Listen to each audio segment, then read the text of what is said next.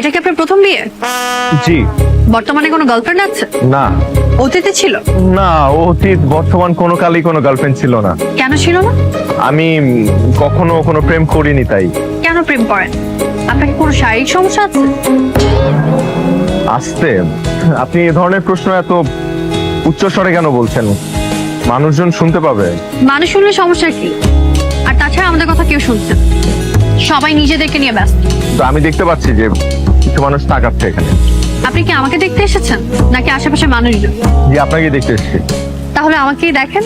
এখন বলেন, আপনার কোনো শারীরিক সমস্যা আছে কি না? দেখেন, আমি এটা কখনো যাচাই করে দেখিনি, তবে আমার বিশ্বাস আমার এই ধরনের কোনো সমস্যা নেই। আপনি কাকে পিয়ার্সিং করেছেন কেন? এটা ম্যাগনেট, আপনি চাইলে আমি আপনাকে খুলে না দেখাই। না, না, লাগবে না। আপনার শরীরে কোনো ট্যাটু আছে? একটাও নেই। আপনি চাইলে আমি আপনাকে। না না না, থাক। আপনি আমাকে এতগুলো প্রশ্ন করছেন কেন? কারণ আপনি কানাডা থাকেন, অথচ আপনার গার্লফ্রেন্ড নেই, কখনো প্রেমও করেননি। ব্যাপারটা কেমন অস্বাভাবিক না? অস্বাভাবিক না। আমি প্রেম করিনি কারণ আমি প্রেম করার মতো কাউকে খুঁজে পাইনি তাই। কারণ আমি পড়াশোনা নিয়ে ব্যস্ত ছিলাম। আর আমি সব সময় চাইতাম আমার সব ভালোবাসা জমা থাকুক আমার ওয়াইফের জন্য। শুনতে একটু ওল্ড স্কুল লাগলেও আমি এমনই। ড্রিঙ্ক করেন? জি। না না, আপনি কি হার্ড ড্রিঙ্ক বুঝিয়ে? না না না, আমি ও ধরনের কিছু খাই না। নাইট ক্লাবে যান? না আপনার কি এইচআইভি আছে? না আচ্ছা, আপনি কি আসলে কানাডা থাকেন? না আপা, আমি আন্দর কিল্লা থাকি। আমার সাথে একদম ফাইজলামি করবেন, আমি আপনার বেআইন না। সরি। দেখেন, আমি কানাডার সিটিজেন, আমার কাছে পাসপোর্টও আছে। আপনি যদি চান আমি আপনাকে সেটাও দেখাতে পারি। কিন্তু আমাকে নিয়ে আপনার এত সব সন্দেহ হওয়ার কারণটা কি? কারণ আপনি কানাডা থাকেন, অথচ ড্রিঙ্ক করেন না, গার্লফ্রেন্ড নেই, নাইট ক্লাবে যান না। ব্যাপারটা আমার কাছে নর্মাল লাগছে।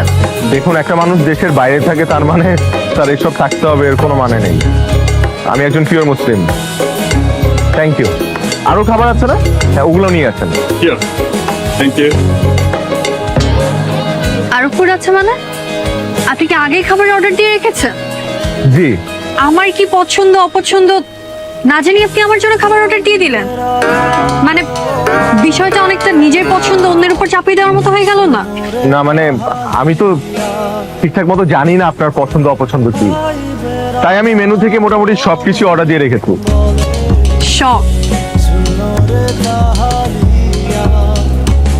সব খাবার অর্ডার দেওয়ার বিষয়টিও আমার পছন্দ হলো, কারণ এইটা একদিকে অর্থের অপচয়, আর অন্যদিকে আপনার নিজেকে জাহির করার একটা চেষ্টা।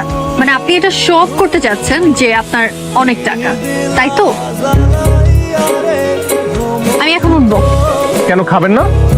এতগুলো খাবার অর্ডার দিলাম। না, আমার খেতে ইচ্ছে করছে, আপনি খান। এত খাবার আমি একা খাবো? যতটুকু পারেন তত খান।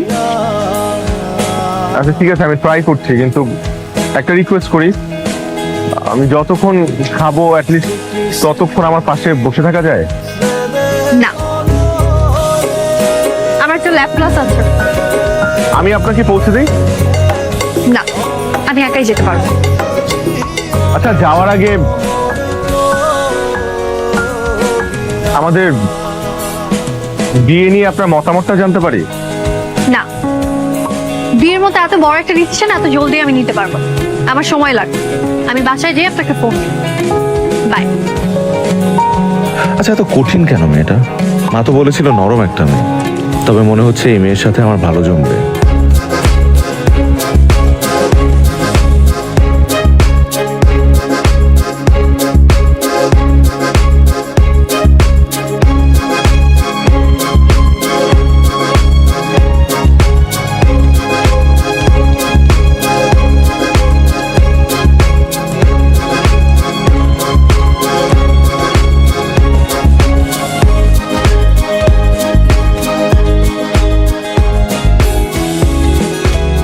চাচি, দুপুরে কিছু খেয়েছেন?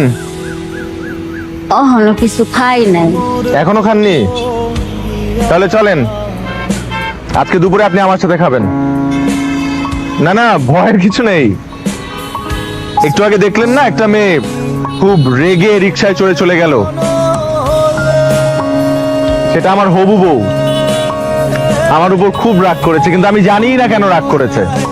আমরা দুজন মিলে রেস্টুরেন্টে অনেক খাবার অর্ডার দিয়েছিলাম একসাথে খাবো, কিন্তু খাওয়া হয়নি। আসেন, আপনি খাবেন আমার সাথে, আসেন।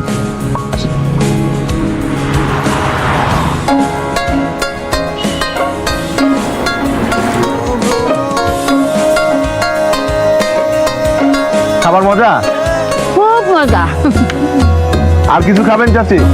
না, পেটটা কেন টুমটুমা বোঝা গেছে গা। তাহলে একটু দোয়া করে দিয়েন। দোয়া করি বাবা, মেলা বড় হও। না, আমি একা না, মানে আমাদের দুইজনের জন্য দোয়া করে দিয়েন। আমি আর ঋতু বৌমা, আর ঋতু বৌমার মনটা যাতে একটু নরম হয়ে যায়, এটা একটু দোয়া করে দেন আল্লাহর কাছে। আল্লাহ, তুমি লিতু বৌমার মনটা নরম কইরা দিও। লিতু না ঋতু। আবার কোন লিতুর মন নরম হয়ে যায়? ঋতু বৌমার লিতু বৌমার, না না, ঋতু। লিতু। বুঝছি, আপনি লিতুই বলেন। শুধু আল্লাহর কাছে বললেন যে লিতু বৌমার মন নরম হয়ে যাতে বিয়ের জন্য রাজি হয়ে যায়। আল্লাহ, লিতু বৌমা জানি বিয়াতে রাজি হয়ে যায়, হ কইয়া দেয়। আমিন। আমিন। চাচি, হ্যাঁ, আপনার বৌমা যদি রাজি হয়ে যায় বিয়েতে, তাহলে আপনি, আমি আর আপনার বৌমা মিলে এখানে এসে একদিন লাঞ্চ করব অথবা ডিনার করব। হ্যাঁ, ওই দিনকে আমার স্বামীর আনুম। হ্যাঁ, অবশ্যই আনবেন স্বামীরে। কি ব্যাপার, এত রাতে ফোন দিলেন যে? না মানে অনেক রাত হয়ে গেছে না, সরি। আসলে আপনার তো ফোন দেওয়ার কথা ছিল, বাসায় গিয়ে আপনি বলেছিলেন, তাই ফোন দিচ্ছিলেন না, অস্থির লাগছিল, তাই অস্থিরতায় কিছু না চিন্তা করে ফোন দিয়ে বসলাম। কিছু মনে করবেন না। আচ্ছা, এবার বলুন হ্যাঁ নাকি না? কিসের হ্যাঁ না? আপনি না বললেন যে আপনি এত জলদি সিদ্ধান্ত নিতে পারবেন না, আপনি বাসায় গিয়ে ফোন করবেন, জানাবেন, মানে আমাকে বিয়ে করবেন কিনা। একদিনে কারোর সাথে দেখা করে কয়েক মিনিট কথা বলে কি বোঝা যায় যে সে কেমন মানুষ? আমার আপনার সাথে আরো দেখা করতে হবে, আপনাকে বোঝার জন্য, আপনাকে জানার জন্য। আচ্ছা, তাহলে কাল দেখা করি। সম্ভব না, আমার কালকে খুবই ইম্পর্টেন্ট একটা এক্সাম আছে। এক্সামের পর? সরি, সময় হবে না। আর কালকে দেখা করার কি দরকার? দেখুন, আমি মাত্র 28 দিনের জন্য আসছি, অনলি ফর 28 ডেজ। তো এর মধ্যে যদি আমরা দেখা না করি, আপনি আমার সাথে কথা না বলেন, আমাকে না চেনেন, না বোঝেন, তাহলে আপনি সিদ্ধান্ত নেবেন কি করে? আচ্ছা, আপনার এক্সাম কয়টায় কালকে? সকাল 10টায়। গ্রেট। আপনি তো ঢাকা মেডিকেল কলেজে পড়েন, রাইট? জি। শোনেন, আমি এখন রাখবো, আমাকে ঘুমাতে হবে।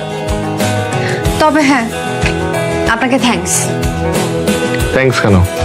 আমি চলে আসার পর যে ওই অসহায় মহিলাকে নিয়ে খাবারগুলো খেয়েছেন, সেটার জন্য থ্যাঙ্কস। এই কি আপনি জানলেন কি করে? আপনি দেখেছেন পাশের টেবিলে 2টা ছেলে আর একজন ভদ্র মহিলা আপনাকে সারাক্ষণ দেখছিল।